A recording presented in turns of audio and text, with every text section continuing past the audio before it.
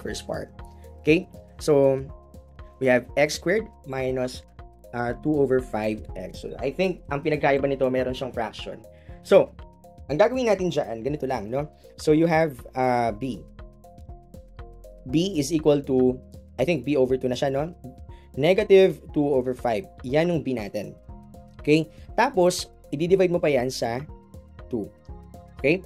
Teka Sir Ice, bakit ganyan? No? May fraction, tapos may fraction ulit sa baba, or may denominator ulit sa baba. So, pwede ba yung ganyan? Pwede po.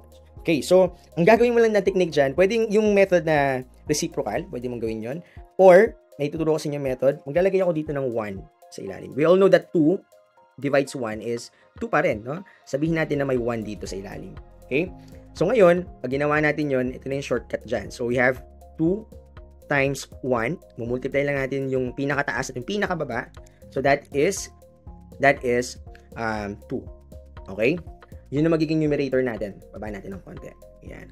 Tapos, yung nasa ilalim, 5 times 2, that is going to be 10. At may negative ka dito. Tapos baba, positive. So, ibig sabihin, negative ang magiging sagot natin. So, we have negative 2 over 10. You know what? We can simplify still 2 over 10, right? Pwede siyang isulat as divisible by 2. Pwede siyang isulat as 1 or negative 1 over 10 divided by 2, that is 5. Okay? So, yan na po yung ating b over 2. Mamaya magagamit po natin yan.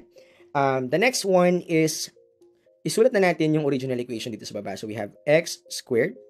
Wait, let me change the color. So, we have b over 2 quantity squared. Okay? So, para mangyari yun, gawin natin tong negative 1 over 5. Kasi nasolve na natin kanina yung b over 2, di ba? So, quantity squared. Okay? So, may negative, no? Negative times negative, that is positive. 1 squared, or 1 times 1, that is 1. 5 times 5, that is 25.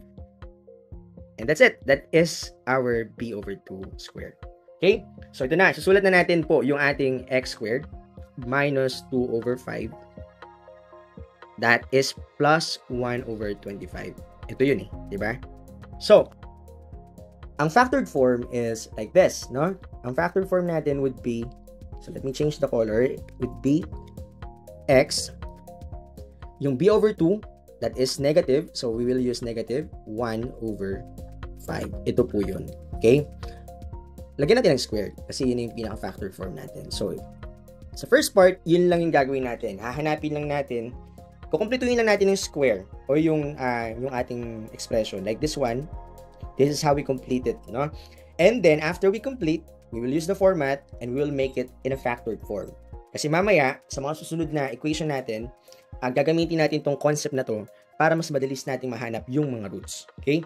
Now that you all know how to find the factored form, then we will proceed to the next part of our problem. Okay? See you there. Hello students! Kanina tinuro ko sa inyo kung paano maghanap ng factored form ng ganitong uri ng expression. Okay? Pero ngayon, let's continue our session. This time, I'll be using my own voice to basically explain this to you.